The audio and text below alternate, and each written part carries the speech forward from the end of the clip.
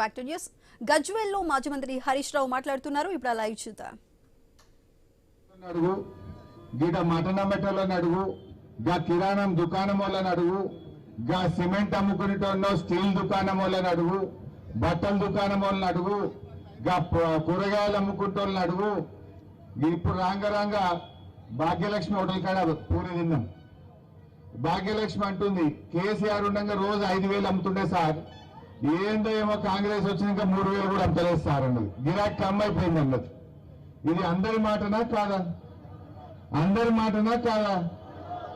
నేను ఇంకో మాట అంటున్నా, 2.5 ఏళ్ళ మన గవర్నమెంట్ పోయి కాంగ్రెస్ గవర్నమెంట్ వచ్చి 2.5 ఏళ్ళ ఒక్క యాన్నన్న జానెడు సీసీ రోడ్డు పోసిందా?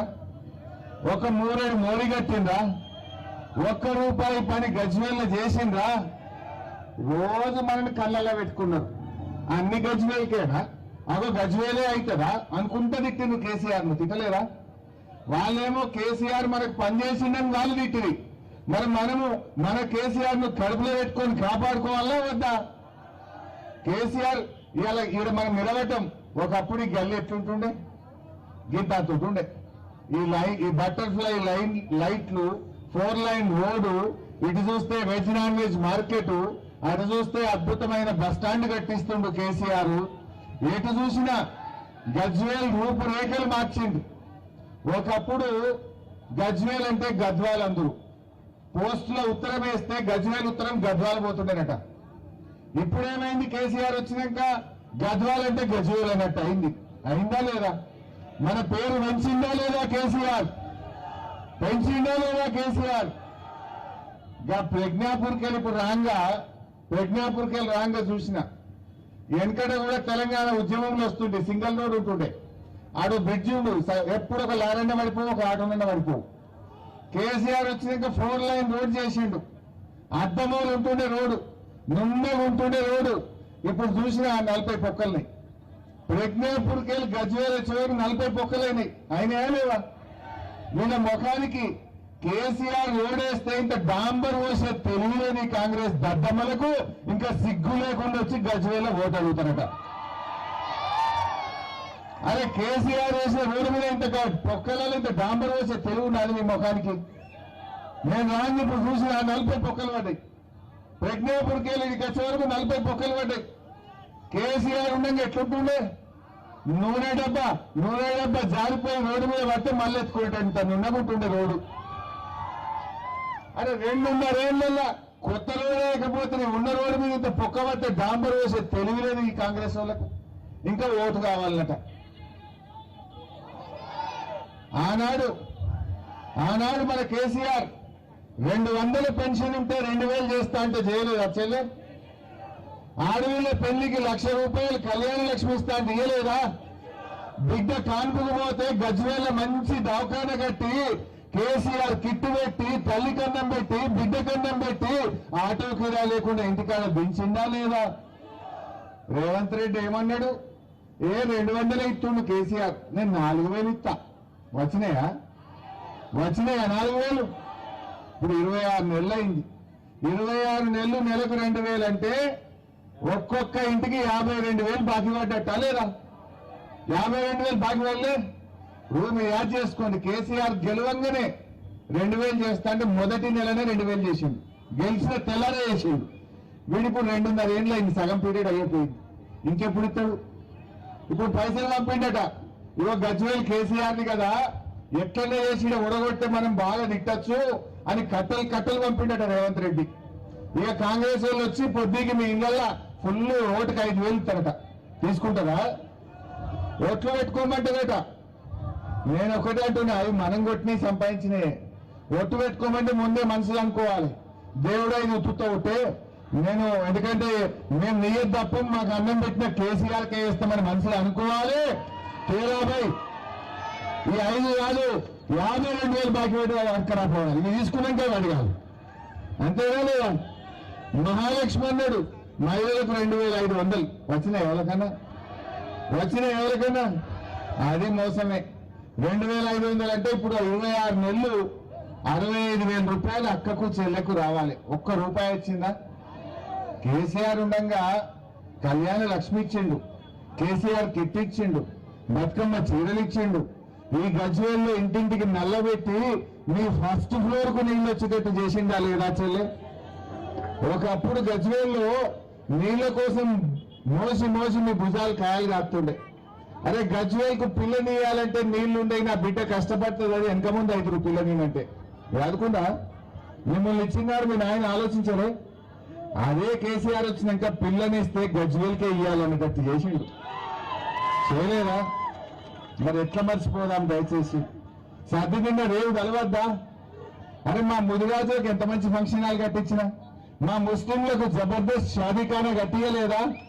మా గౌరమ్మలకు ఫంక్షన్ హాల్ కట్టలేదా? మా వైశ్యులకు నిర్మించలేదా? మా ఎస్సీలకు అంబేద్కర్ భవన్ కట్టలేదా? మా గొల్ల కుర్మలకు యాదవులకు భవనం కట్టలేదా? ఎవరికి కట్టలేదు. రాజకులకు కట్టినాం, అందరికీ కూడా ఆత్మగౌరవ భవనాలు కట్టించినాం గజ్వేల్ల, క్రిస్టియన్ భవన్ కూడా కట్టించినాం గజ్వేల్ల. हमारे मुसलमान भाई बहनों से मैं सलाम करके एक बात याद करना चाह रहा हूं। जब केसीआर साहब नहीं थे, ईदगाह में मस्जिद में इमाम मौजम को तनख्वाह देने के लिए महीने महीने हर मुसलमान के घर से 50 रुपया 100 रुपया वसूल करके मस्जिद को इमाम मौजम को चलाते थे, तनख्वाह देते थे। केसीआर साहब आने के बाद ऐसा है? अभी करोड़ों रुपया देके मैं शटरा बना दिया, महीने में 8 लाख रुपया किराया आ रहा। अब इमाम मौजम साहब को वो किराए से तनख्वाह दे रहे, अब ईदगाह को मेंटेन कर रहे, मस्जिद को डेवलप कर रहे। मैं पूछना चाहता हूं, कांग्रेस कुछ करा आपको? कांग्रेस कुछ करा आपको? कुछ भी नहीं करा ना। जो कुछ भी करा केसीआर साहब ने करा है। आप याद रखो, अरे 2.5 साल हो गया मुसलमानों को 2.5 रुपये का काम हुआ। अरे केसीआर साहब शादी मुबारक दिया, अब 16 तारीख से रमजान आ रहा, रमजान का तोहफा दिया केसीआर साहब। आपके बच्चे और बच्ची पढ़ने के लिए टिमरी स्कूल लगाए केसीआर साहब। क्या नहीं करा आप याद करो। अल्लाह चाहे फिर केसीआर साहब आना चाहिए, फिर केसीआर साहब की हुकूमत आना चाहिए। मैं आप सबसे सलाम करते हुए पूछता हूं, मुसलमान नियत वाले रहते हैं और जिसका खाए उसके लिए वोट देना चाहिए।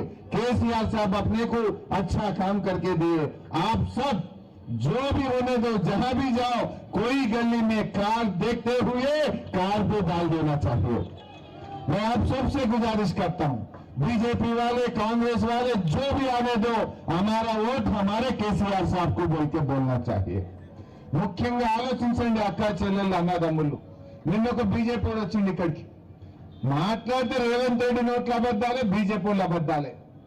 ఒక్కడన్నా నియత మాట మాట్లాడిందా? నిన్న ఒక బీజేపీ ఎంపీ వచ్చి అంటాడు, మిషన్ కాకతీయ కింద చెరువులు బాగా చేసిండు కేసీఆర్, 55,000 కోట్లు తిన్నాడు కేసీఆర్ అంటాడు.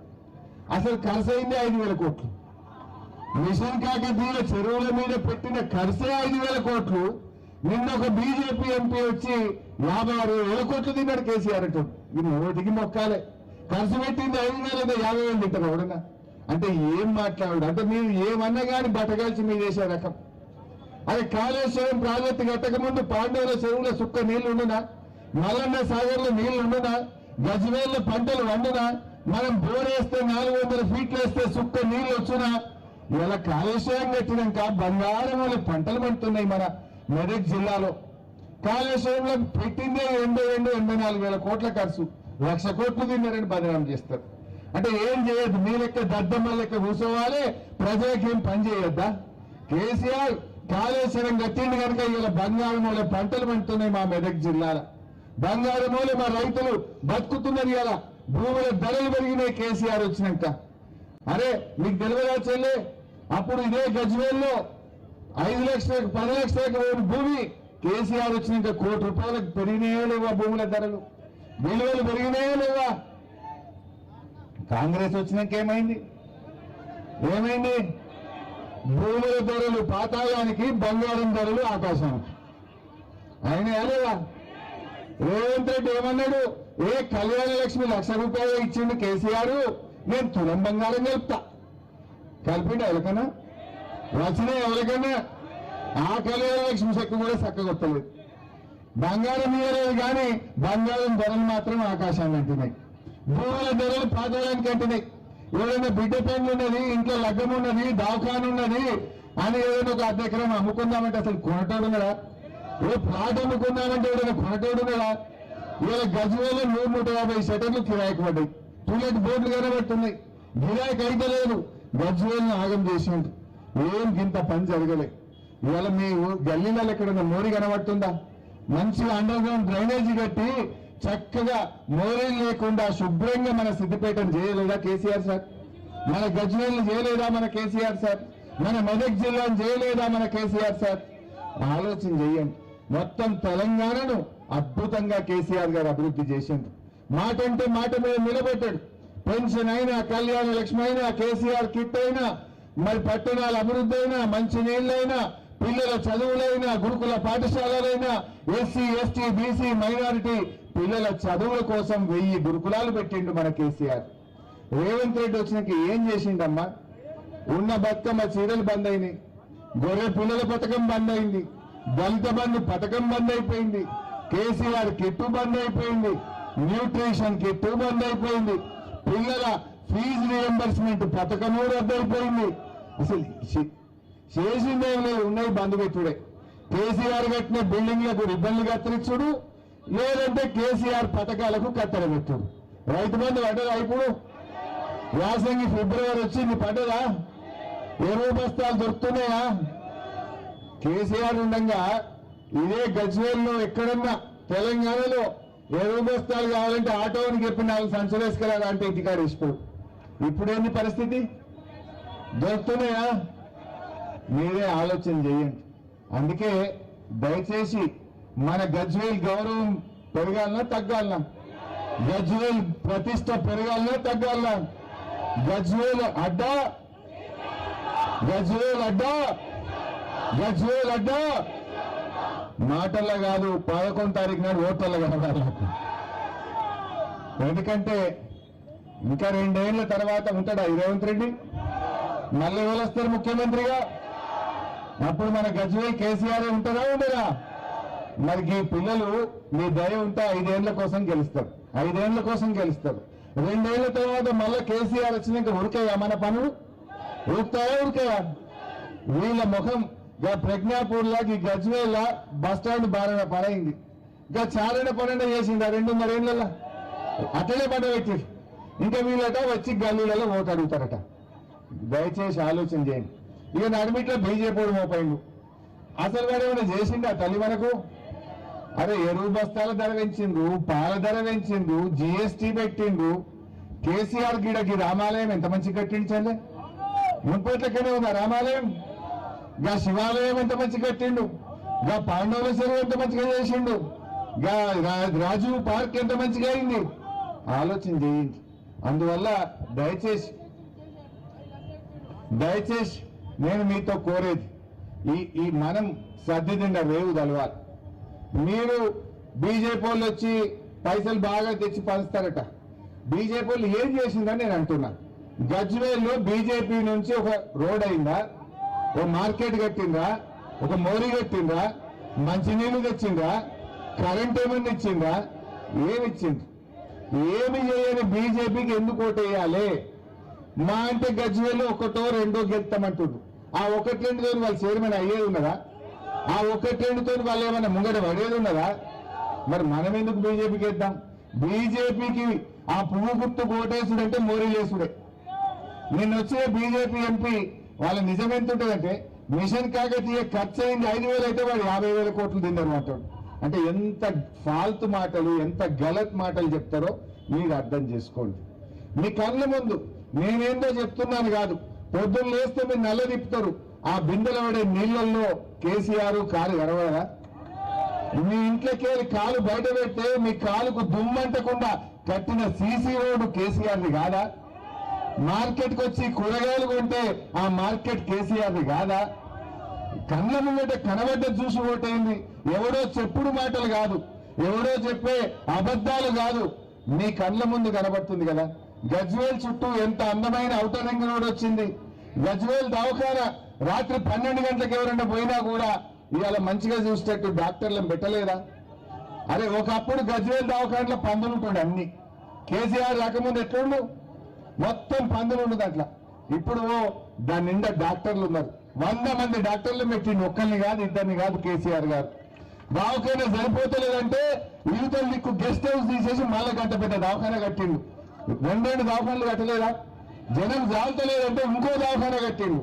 అసలు బీజేపీ ఓ దవాఖానా కట్టిండు, ఏం చేసిండు? కేవదాలనా బీజేపీకు ఎందుకు ఓటేయాలి?